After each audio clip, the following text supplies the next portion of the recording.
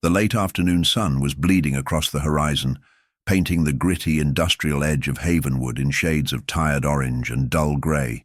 For most people, this time of day means packing up, heading home, and seeking comfort. But for the men of the Bandits Motorcycle Club, the evening often meant the beginning of their true work. Not the kind of work the local police or the sensationalist news reports whispered about, but the quiet, relentless guardianship they had sworn over their overlooked community. Their clubhouse, a fortified structure of brick and iron, sat on the outskirts, a place most people avoided, believing the whispers that painted them as outlaws, villains, and nothing more than trouble. They saw the leather, the scars, the heavy chrome of the bikes, and they judged. They never saw the code.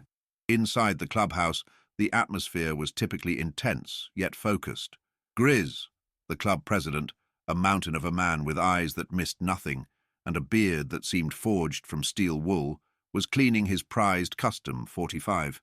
Beside him, Wrench, the club's resident mechanic and surprisingly gentle soul, was meticulously oiling a chain. The air was thick with the scent of motor oil, stale coffee, and something akin to silent readiness. This wasn't a social gathering, it was a state of perpetual vigilance. Suddenly the heavy metal door creaked open, admitting a gust of cool air, and Ghost, the club's intelligence man, who rarely broke his perpetual cool. But today his face was tight. Grizz. Ghost's voice was low, cutting through the low hum of the ceiling fans. We got a situation. Red zone perimeter. The old Miller house. The Miller house was notorious, not for being a den of crime, but for its silence. It was home to Mrs. Miller, a sweet elderly woman everyone called Nana May, and her husband Harold, a quiet man who was slowly fading, and their granddaughter, a small 7-year-old girl named Lilly. The bandits kept an informal watch on the area, having seen too many vulnerable people exploited in their territory. Grizz's eyes narrowed. What kind of situation, Ghost? Be specific. Ghost moved closer, leaning in. Lilly. She's small, she's scared. She managed to slip a note to one of our low-profile runners, tucked it into the newspaper delivery stack. It wasn't much, but it was enough. Ghost pulled out a crumpled, childlike drawing. It was simple, stick figures, one clearly taller and threatening another, smaller one. But scrawled beneath it, in shaky, hesitant pencil, were 3 words that turned the blood cold in the room. He's hurting Grandpa now. The he referred to Nathan, the miller's estranged grandson, a known drug user with a serious temper who had recently moved back in under the guise of helping the elderly couple manage their affairs. In reality, he was bleeding them dry, physically and emotionally. The quiet discipline in the room shattered. This wasn't a turf war. This wasn't drug running. This was a child in fear and an elderly man being abused. This was the line the Bandits MC would never, ever let anyone cross. Gear up. Grizz's voice was not a shout, but a low, dangerous rumble that promised swift, uncompromising retribution. Wrench, get the medic bag. Shadow, you take point. Ghost, surveillance backup. We move silent. We move fast. We don't call the cops. The law takes too long. By the time they file the paperwork, Harold could be gone and Lilly could be traumatized for life. We handle our own. Within 90 seconds, the clubhouse was empty. The low rumble of half a dozen high-powered engines filled the air, not the roaring bravado they used on the highway, but a tightly controlled, focused vibration that seemed to match the deadly seriousness of the men astride them. They were not riding for freedom or for fun. They were riding to protect the weakest among them, a mission that flew directly in the face of their public reputation. They reached the Miller house, a small, unassuming property that looked peaceful from the street. Shadow, a man whose movements were as silent as his name suggested, scaled the back fence and positioned himself near a window. He radioed back, his voice barely a whisper. Confirmed. Nathan is inside. Sounds like a verbal altercation, escalating fast. Harold is trying to reason with him. I see Lilly. She's hiding behind the sofa, clutching a teddy bear. She looks terrified. Grizz didn't need to hear more. He nodded once to the 2 men flanking the front door. The plan was simple. Rapid entry, secure the victim, Harold and Lilly, neutralize the threat, Nathan, and disappear before any one official had a chance to respond. They were ghosts in the night, only visible when someone truly needed a hero, even if the world refused to call them that. The moral compass of the Bandits MC pointed not toward legality, but toward justice, and justice demanded a presence right now. The club was built on a foundation of fierce loyalty, and that loyalty extended beyond their patch, out to the vulnerable people living in their shadow. They knew the risks. They knew the consequences if they were caught intervening this violently. But looking at the crude drawing in his hand, the promise of protection outweighed any potential prison sentence. This was a rescue mission, a silent raid executed by men whose society had long ago written off. The moment of truth was here. Grizz took a deep breath, his hand resting on the heavy door handle. He could hear a crash from inside, followed by a sharp, pained cry that could only belong to an old man. It was time. Grizz wrenched the front door open with a single, powerful motion. The wood shrieked in protest, the sound drowned out almost immediately by the heavy bootfalls of the Bandits MC flooding the small living room. The air was chaotic, filled with dust motes dancing in the limited light and the immediate stunned silence of the confrontation. Nathan, a wiry, panicked man in his late 20s, was standing over Harold, Nana May's frail husband, who was slumped near a broken lamp, holding his arm. His face was a mask of pain and confusion. Nathan had just slammed a small, ornamental clock against the wall in a fit of drug-induced rage. He looked up, his eyes widening in pure terror as he saw the figures filling the doorway, massive, leather-clad men with expressions that promised inescapable consequence. He knew the bandits. Everyone in Havenwood did, and seeing them inside his grandmother's house meant he had crossed an invisible but deadly line. He was too deep in his own chaos to realize he wasn't just facing men. He was facing avenging angels draped in dark colors. The focus wasn't on Nathan immediately. Wrench, moving with surprising speed and gentleness for his size, bypassed the grandson entirely, dropping to his knees beside Harold. "Easy, old-timer," Wrench murmured, his deep voice a soothing contrast to the room's tension. He quickly assessed Harold's arm, checking for breaks. "Looks like a bad sprain and bruising. We'll get you set up." Nana May, who had been frozen in terror in the kitchen doorway, rushed forward, tears streaming down her face, but a spark of desperate relief igniting in her eyes. She recognized the bandits' patch, recognized the reputation, yet in this moment they were her salvation. She knew what the police would do: take statements, file reports, maybe arrest Nathan, only for him to be released hours later, angrier and more dangerous. But the bandits were offering finality. Grizz's eyes, however, were locked on the little girl, Lilly.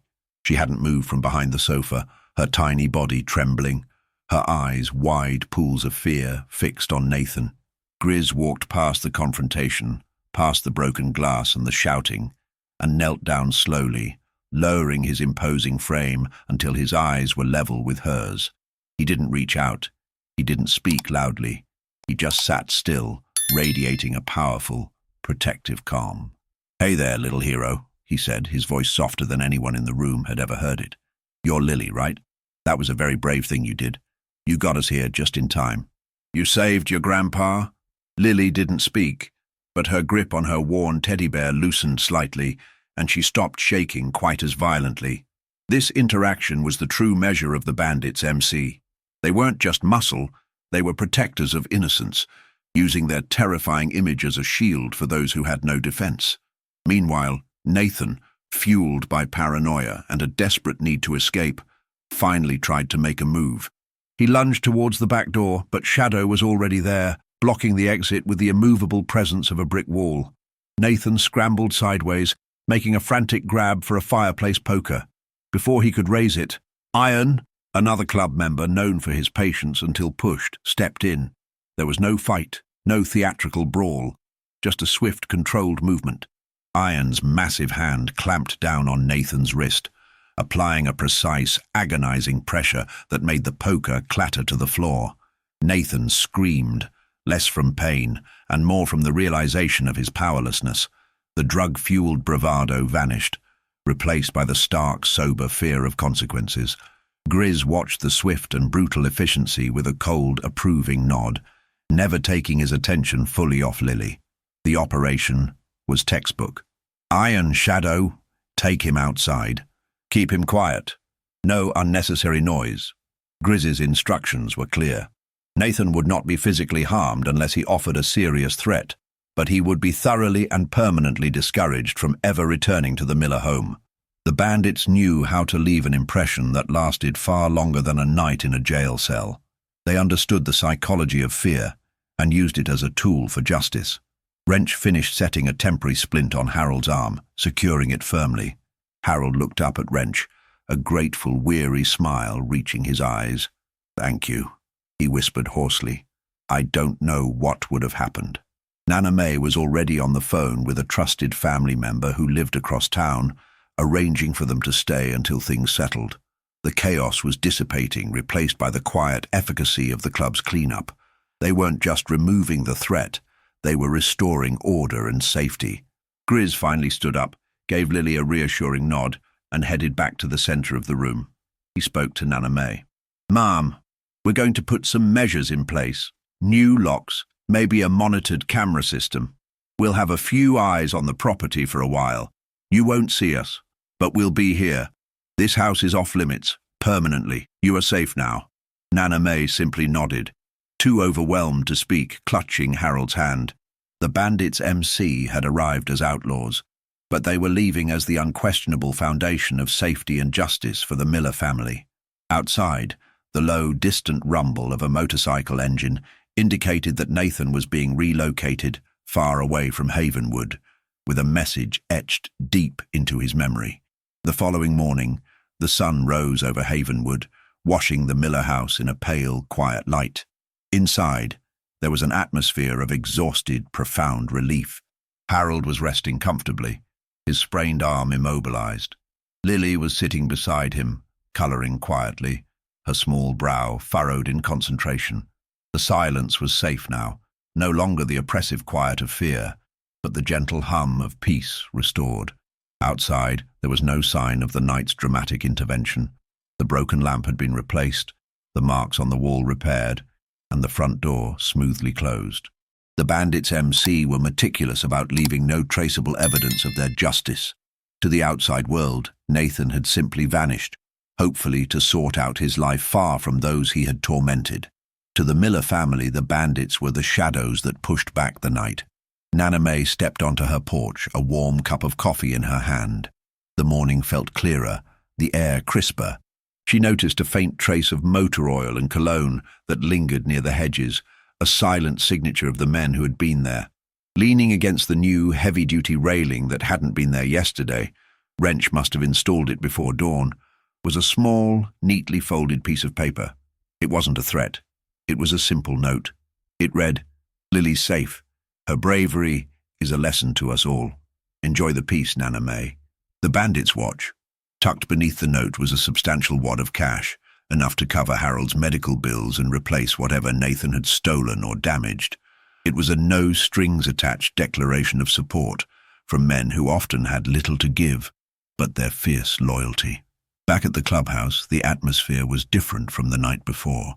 The adrenaline had worn off, replaced by a quiet satisfaction. The bandits didn't seek gratitude or recognition. They didn't do this for public praise.